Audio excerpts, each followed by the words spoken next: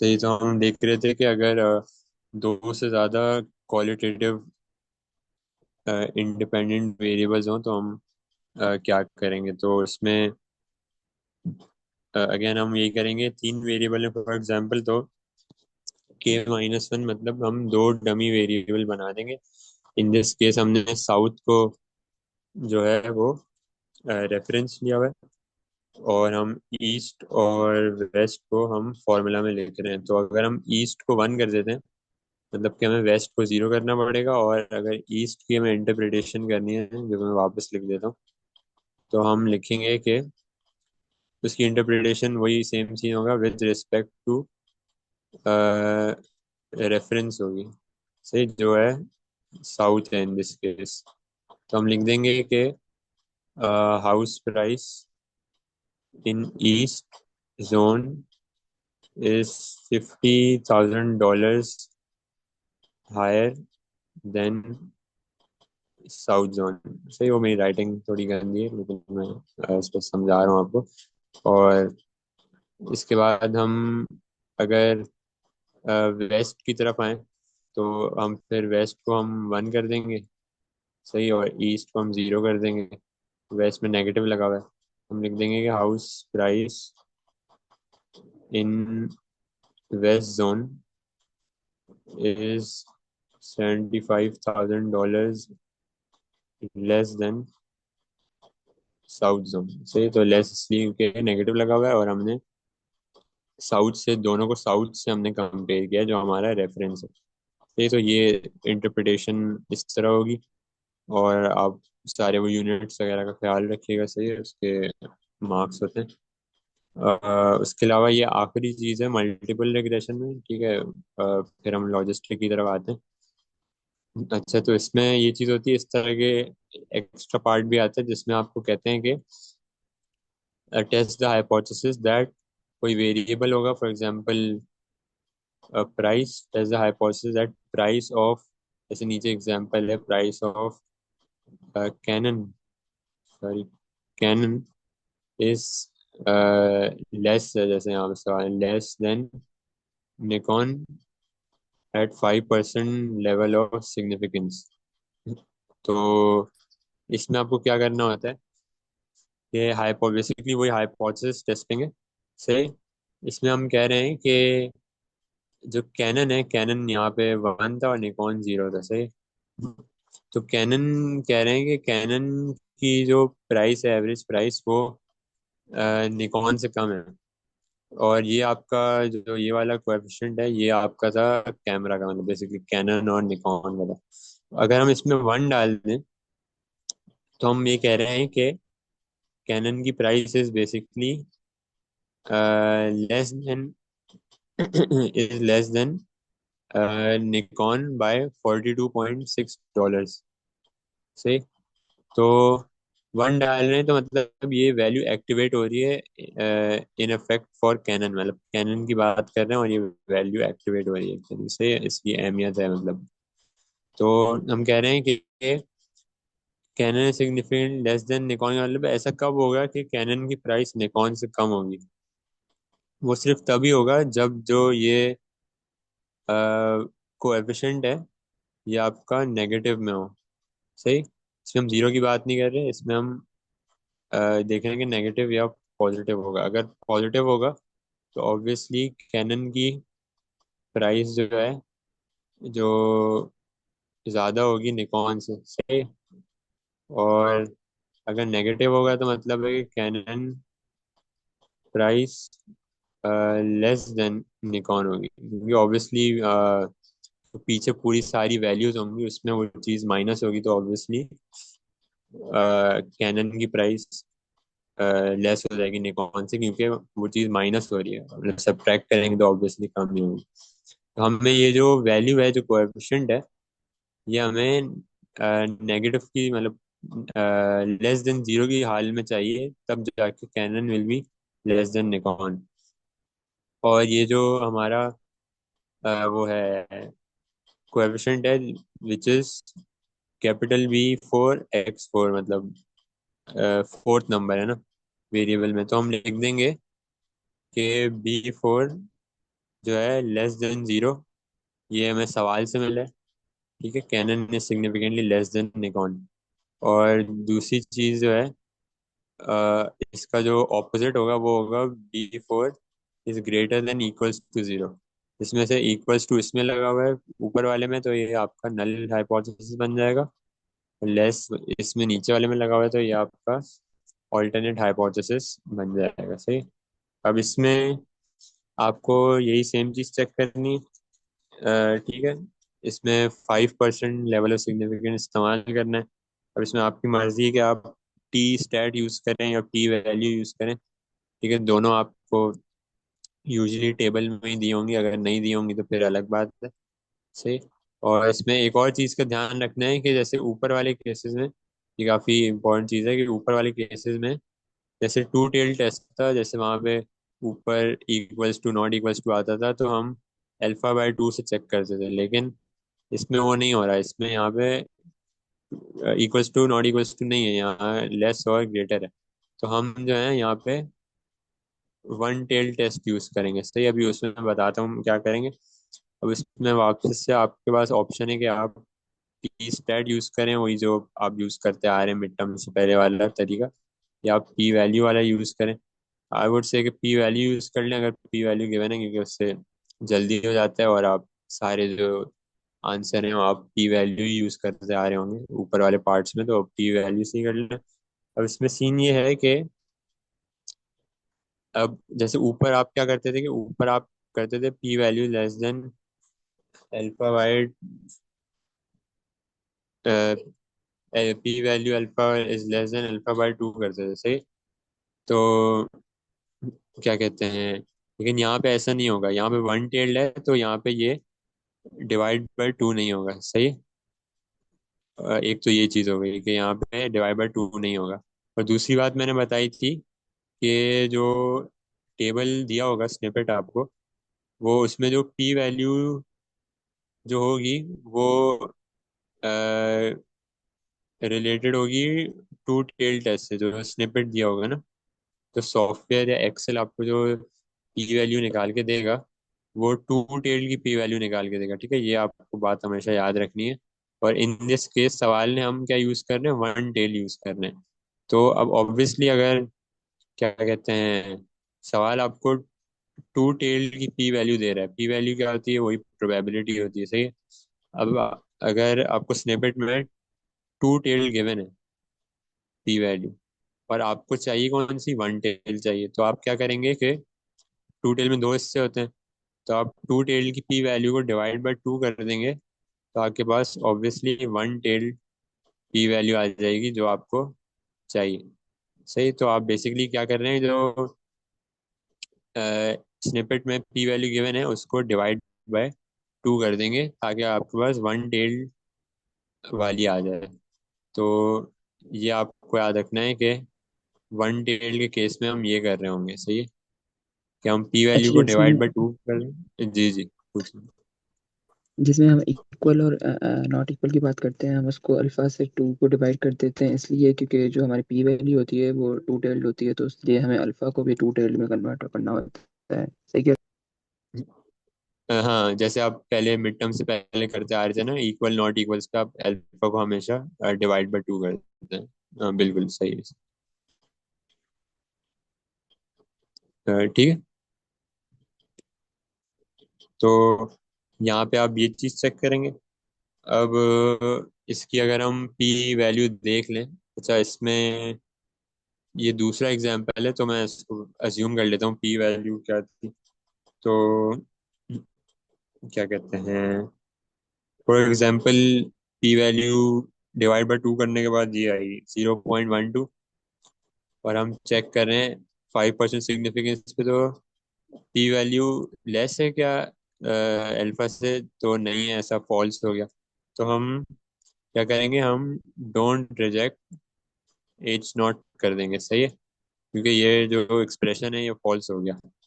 हम H not को reject नहीं करेंगे, मतलब हम ये एक्सेप्ट कर रहे होंगे, विच इज सेइंग बेसिकली के एवरेज प्राइस ऑफ कैनन, से एवरेज प्राइस हमें इसका इंटरप्रिटेशन लिखनी होगी कि average price of Canon is not, ठीक है, सवाल ने बोला था सिग्निफिकेंटली लेस हो, लेकिन ऐसा नहीं है।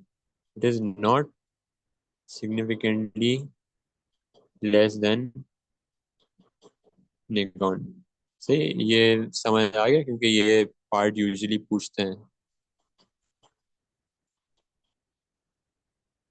अगर किसी को इसमें कोई कंफ्यूजन है तो बता दे, मैं रिपीट कर दूंगा इससे।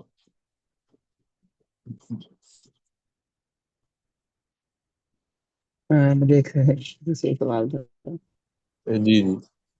जिसमें हमने पैरामीटर्स में जो हम P naught plus B one X जो रिग्रेशन का डिपेंडेंट और इंडिपेंडेंट का जो है फॉर्मूला है, तो हम पहले जी जी। इसमें पॉपुलेशन वाला लिखते हैं और फिर सैंपल वाला लिखते हैं, ये हम क्यों लिखते हैं? अच्छा, इसमें सीन ये होता है कि जो मेन असली फॉर्मूला होता है ना, वो ये होता है जो जिसमें कैपिटल लिखे होते हैं, सही। तो इसमें ना एरर भी इंक्लूडेड होता है, क्योंकि जो हम जिस जो रियल मॉडल है, मतलब हम एक्यूरेट तो उसको नहीं डिटरमाइन कर सकते, सही, क्योंकि उसमें ऑब्वियसली कुछ आउटलायर्स हो सकते हैं। हम मतलब 100% एक्यूरेट प्रिडिक्ट नहीं कर सकते, सही। तो हम क्या करते हैं, ये वाला यूज करते हैं, क्या जिसमें कैप लगा हुआ है ना, तो हम ये वाला फॉर्मूला यूज करते हैं टू प्रिडिक्ट जो पॉपुलेशन वाला। सही है। अब इसमें ना एरर नहीं होता। इसमें हम जो भी डेटा हमें मिला होता है ना, बेस्ट अवेलेबल डेटा, उसको यूज करके हम ये पॉपुलेशन वाले को प्रिडिक्ट करने की कोशिश करते हैं। लेकिन पॉपुलेशन वाले में हम जब भी लिख रहे होते हैं तो हम उसमें एरर इंक्लूड कर देते हैं, क्योंकि उसमें अलग अलग तरह के एरर होते हैं जो छुपे हुए होते हैं, जो हम या तो उनको क्या कहते हैं आइडेंटिफाई इस तरह नहीं कर पा रहे होते कैलकुलेशन में, तो उसको कवर अप करने के लिए। तो इसीलिए अच्छा, हम हमेशा एस्टिमेट किया जाता है इसको।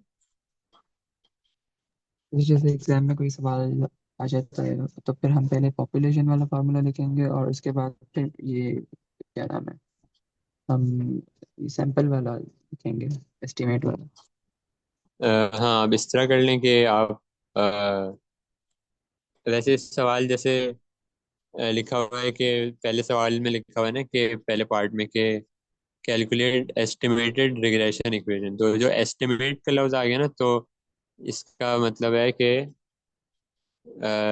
ये इस वाले की बात हुई जिसमें कैप लगा हुआ है। यहाँ आप देख सकते हैं ना, एस्टिमेट करने के लिए जो यूज हो रही है इक्वेशन, वो ये वाली है, कैप वाली। तो आप बस ये कैप वाली लिख दीजिएगा, सही, ये वाली। हम हाँ वही वो तो लिखेंगे, लेकिन उससे पहले ये पॉपुलेशन वाला लिखना लाजमी है या फिर नहीं है? क्योंकि मैं शायद सर ऐसे कुछ कह रहे थे कि पहले आप ये लिखो फिर ये लिखो, मुझे समझ नहीं आई। वैसे तो आई डोंट थिंक लाजमी होगा, क्योंकि सवाल में एस्टिमेटेड मांगा है सिर्फ, लेकिन मैं सर से फिर भी एक दफा पूछ लूंगा। क्विज में अगर हुआ तो ऐसा तो मसला नहीं होगा वो। आप डायरेक्ट वो भी लिख सकते हैं, सही, डायरेक्ट अगर आप एस्टिमेट वाले भी लिखेंगे ना तो मैं एक्सेप्ट कर लूंगा। बाकी फाइनल्स के लिए मैं सर से कंफर्म कर लूंगा, सही।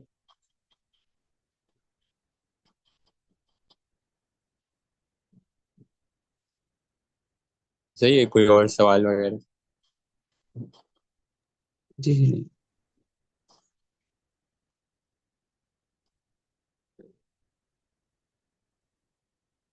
सही है, तो आगे बढ़ते हैं, लॉजिस्टिक रिग्रेशन देख लेते हैं। सही है। अब इसमें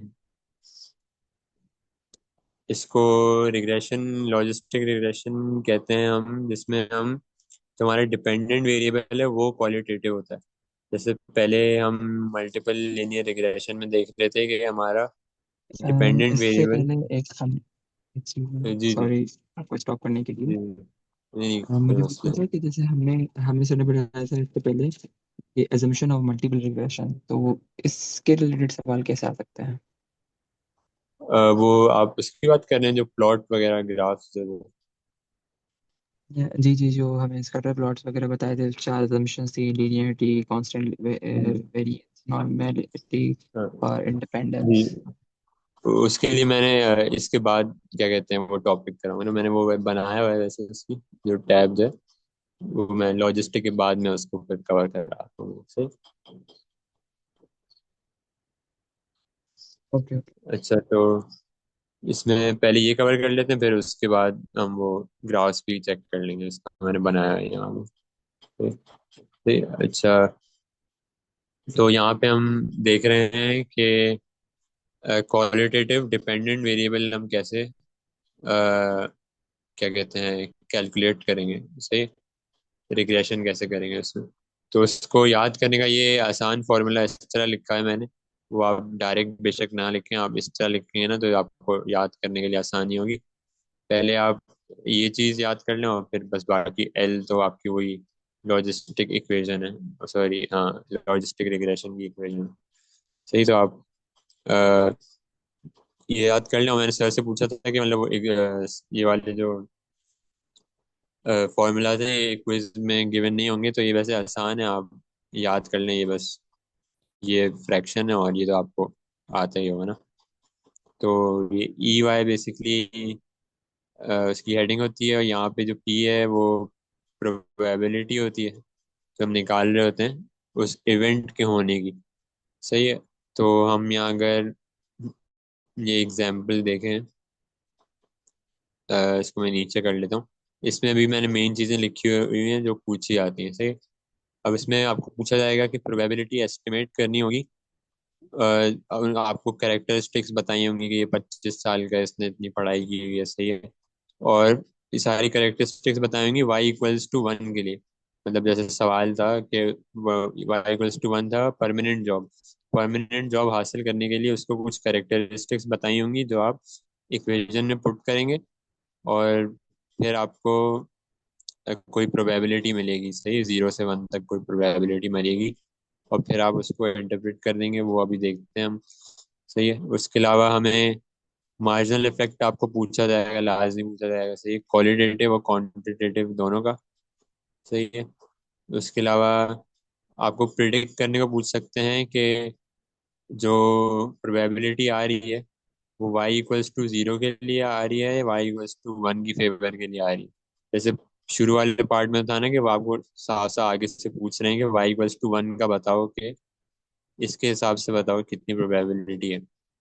लेकिन पार्ट 3 में जो मैं लिखा है मैंने वो ये है कि आपको बताना है कि ये 0 के ज़्यादा करीब है या 1 के ज़्यादा करीब है। सही, तो ये पूछते हैं। और आखिरी में आपको ऑड्स रेशियो कैलकुलेट करना होगा, उसकी इंटरप्रिटेशन करनी होगी, सही है, वो भी क्वालिटेटिव और क्वांटिटेटिव दोनों के लिए। तो ये चार चीज़ें मेन जो पूछी जाती है। सही, ये देख लेते हैं। ये मैंने वो इक्वेशन निकाल ली थी, सही।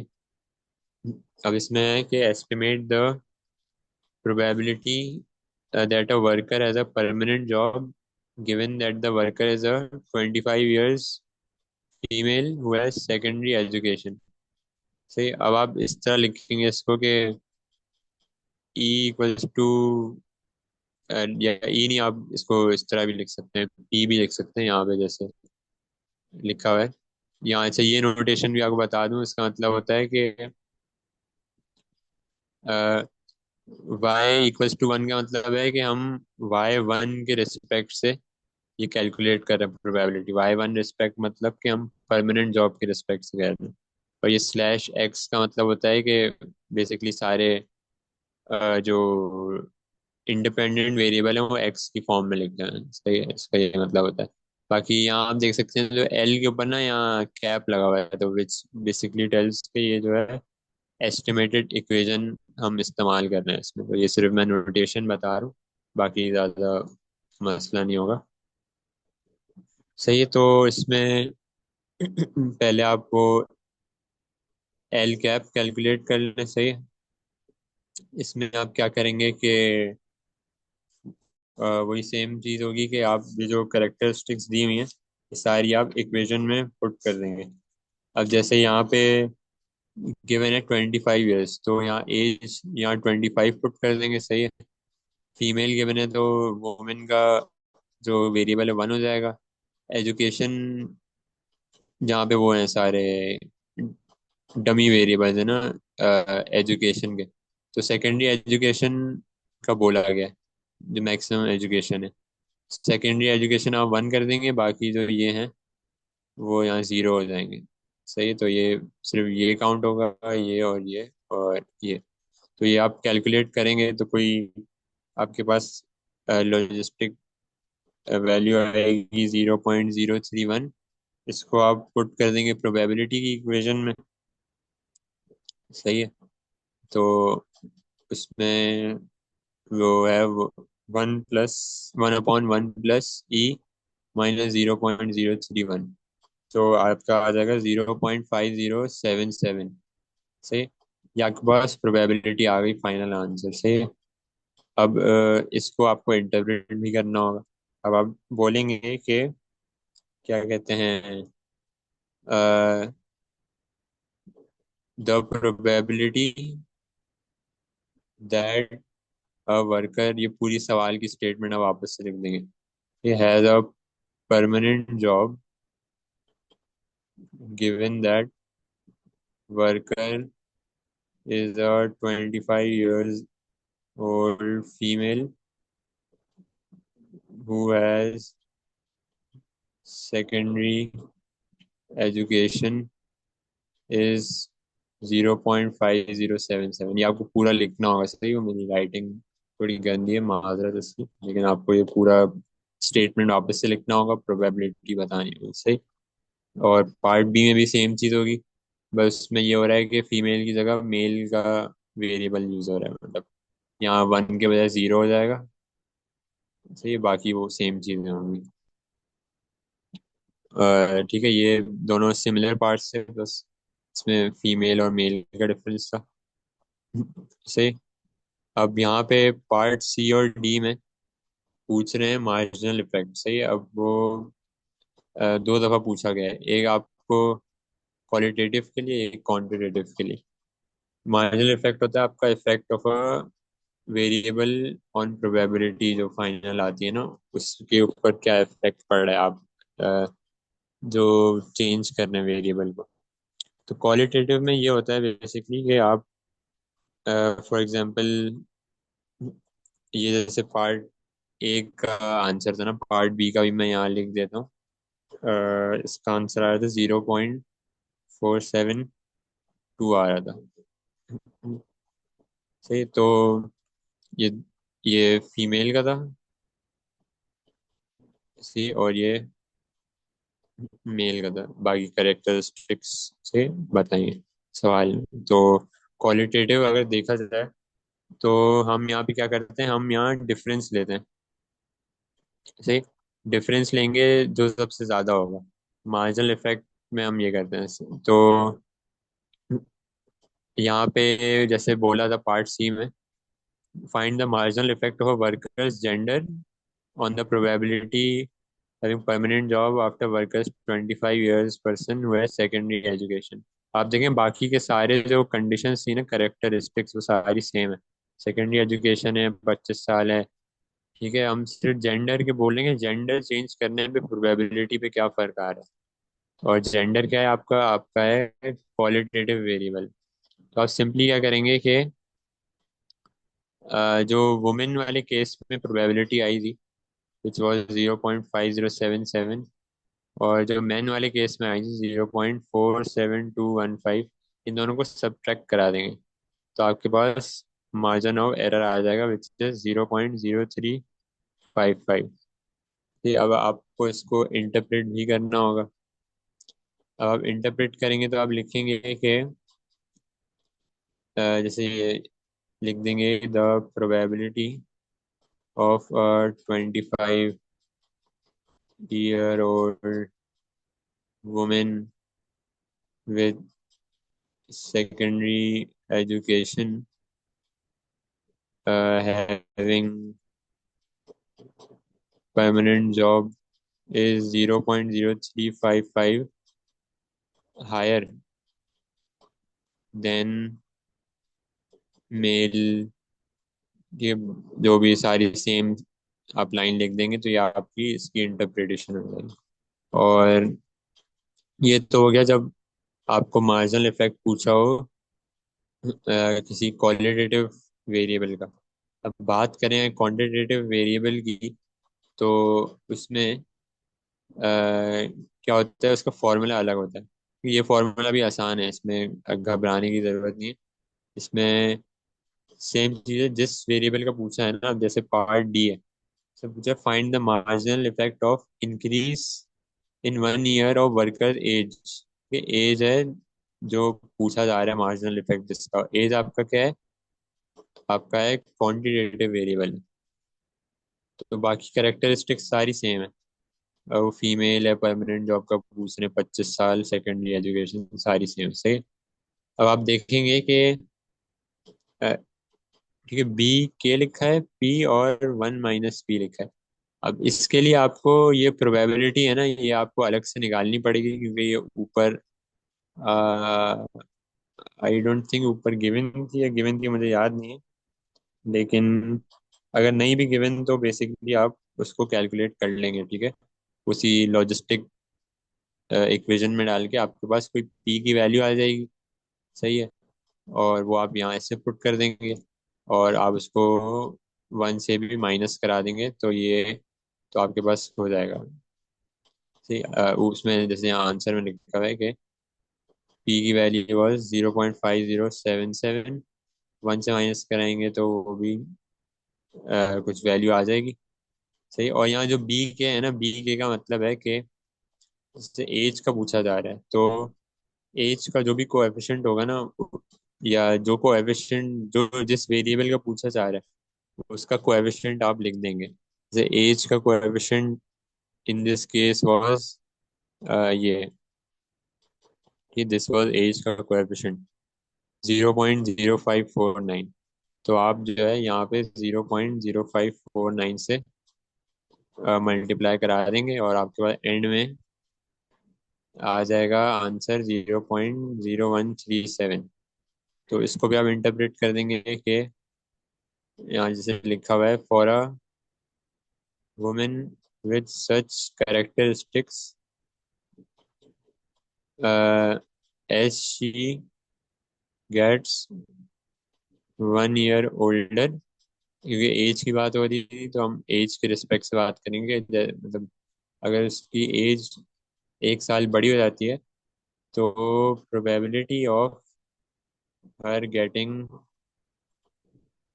Permanent job increases by 0.0137। सही। तो इस तरह आपकी ये वाली भी इंटरप्रिटेशन हो जाएगी, जैसे यहाँ पे लिखी हुई है दोनों में से।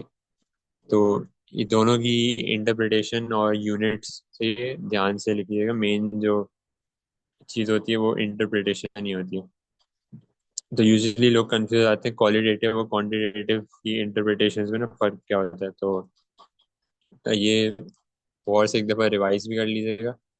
एक दफ़ा आपको पता चल जाए ना कि किस लॉजिक से इंटरप्रिटेशन लिखी जा रही है, तो फिर आपको कोई भी इंटरप्रिटेशन करना फिर आसान हो जाता है। ठीक है। इसमें ये था मार्जिनल इफेक्ट में। उसके बाद हम ये देख लेते हैं कि ये प्रिडिक्ट करना है हमें। इसे इसको भी देख लेते हैं। Predict whether a male worker 30 years of age having no education will involved in permanent और टेम्परेरी जॉब। जैसे मैंने ऊपर कहा था कि इसमें अब वो आपसे पूछ रहे हैं कि परमानेंट होगी जॉब या टेम्परेरी होगी। ठीक है। अब मेल वर्कर है तो यहाँ डब्ल्यू आपके पास 0 हो जाएगा, एज में आपके पास 30 आ जाएगा, और हैविंग नो एजुकेशन मतलब जो सारे एजुकेशन के 3 वेरिएबल थे उसमें तीनों में आप 0 पुट कर देंगे। सही है। अगर पूछ रहा है कि इसको परमानेंट जॉब मिलेगी या टेम्पररी जॉब मिलेगी, तो जब वो हमसे पूछ रहा होता है, इसमें भी हम वही सेम तरीका करेंगे कि हम लॉजिस्टिक इक्वेशन में ये सब चीज़ें डालेंगे। हमारे पास वैल्यू आएगी कोई, इसमें आई थी मेरे ख्याल से -0.961। अब ये वैल्यू आ गई। अब हम जो प्रोबेबिलिटी निकालते हैं वो होती है y = 1 के केस के लिए। सही है। तो प्रोबेबिलिटी हमेशा होती है y = 1 के केस के लिए, जो मतलब परमानेंट की बात कर रहे होते हैं। सही है। अब हम ये से पुट करेंगे फॉर्मूला में, ये 1 प्लस इस वाले फॉर्मूला में, तो ये आपके पास आ जाएगी 0.27। ठीक है। अब 0.27 आ गई, लेकिन वो पूछ रहे हैं हमसे कि परमानेंट करेगा या टेम्पररी करेगा। जब वो हमसे पूछे ना कि परमानेंट होगी या टेम्पररी होगी, तो इसमें आप क्या करोगे कि आप देखोगे कि प्रोबेबिलिटी जो है वो ज़्यादा किस साइड पे अलाई कर रही है, परमानेंट की तरफ या टेम्पररी की तरफ।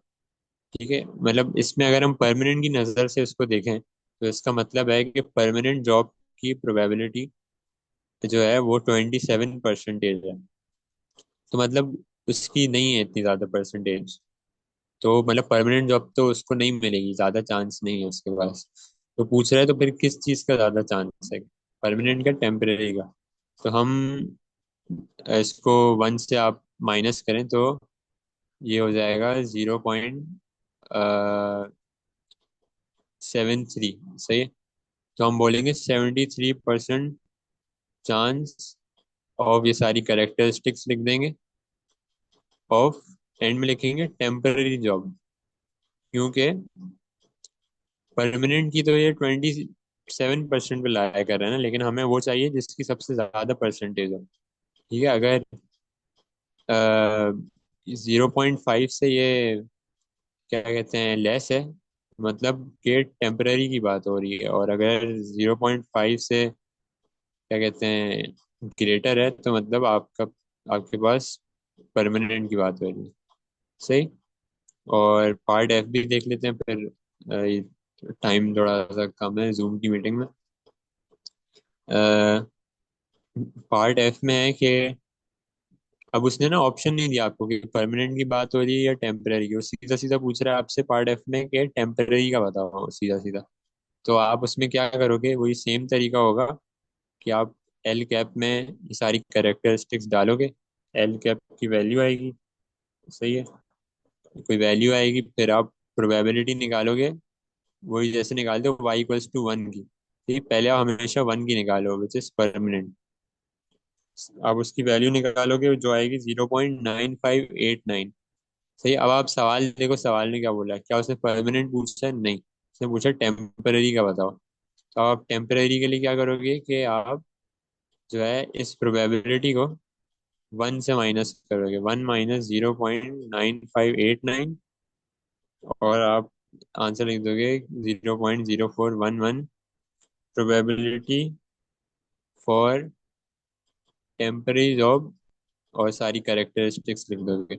1 से हमने इसलिए माइनस किया क्योंकि हम जो निकाल रहे हैं वो परमानेंट की निकाल रहे हैं, लेकिन उसने पूछा क्या है, उसने पूछा टेम्पररी का है, तो इसलिए हम 1 से माइनस कर रहे हैं वहां पर। सही। और मैं ये भी जल्दी से करा लूँ उससे पहले जूम मीटिंग खत्म ना हो जाए। फिर हम एंड में डिस्कस कर लेंगे, कुछ सवाल वगैरह हुए ना तो मैं इसके बाद देख लेता हूँ। अच्छा, आखिरी पार्ट है वो है find and interpret the odds ratio of age and gender variables. अब इसमें भी ऑड्स रेशियो जो है, ये इसका फॉर्मूला होता है e⁻⁴ जो वेरिएबल है उसका कोएफिशिएंट हमें उसकी पावर में लिखना होता है। अब ऑड्स रेशियो का मतलब होता है कि odds in favour of the event. अब वो क्वालिटेटिव भी हो सकता है, वेरिएबल क्वांटिटेटिव भी हो सकता है। अगर हम जेंडर की बात करें, जेंडर का वेरिएबल था 0.1425। अगर हम ऊपर जाके देखें, जेंडर का वेरिएबल ये था, तो ये वाला था 0.1425, और एज का था 0.0549। ठीक है, तो हम ये उसमें दोनों में रिस्पेक्टिवली पुट कर देंगे। जेंडर वाले में हमने डाला 0.1425, आंसर आया 1.153। सही। अब इसमें आ, आप देखोगे जो क्या कहते हैं 1 से कितना डिफरेंस ज्यादा है इसका। से या तो आप इस तरह कर लो, या आप इस तरह कर लो कि इन दोनों का 1 से डिफरेंस ले लो, 1 माइनस ऑड्स रेशियो कर लो, और फिर मल्टीप्लाई बाय 100 कर दो। तो मतलब वो बेसिकली वही सेम बात है, बस इसको आप 1 से कंपेयर करो, 1 से देखो कि 0.153 ज्यादा है, मतलब मैंने डिफरेंस ले लिया बेसिकली। अब 15 इसको मल्टीप्लाई बाय 100 करेंगे तो 15.3% आ जाएगा। 15.3% ग्रेटर ऑड्स, ये for a women of permanent job permanent job than a man. सही, keeping all other variables fixed, ये भी आपको लिखना हो। सही। दूसरी चीज है कि यहाँ अगर हम एज में आ जाएं तो 0.0549 इसको पावर में डाल देंगे और हमारा आ जाएगा 1.0564। तो हम ये डालेंगे तो हम देख रहे हैं कि ये भी वन से बड़ा है आंसर। कितना, अब मैं वन से डिफरेंस लूँ तो 0.0564 आ रहा है, मल्टीप्लाई बाय 100 कर दूं तो बन जाएगा 5.64% increase chance to get a permanent job if we increase 1 year in age. अच्छा, ये वाली मीटिंग भी खत्म होने वाली है तो मैं एक और रख लूंगा, मसला नहीं है। इसके बाद भी तो हम उसमें जो है ये और कवर कर लेंगे।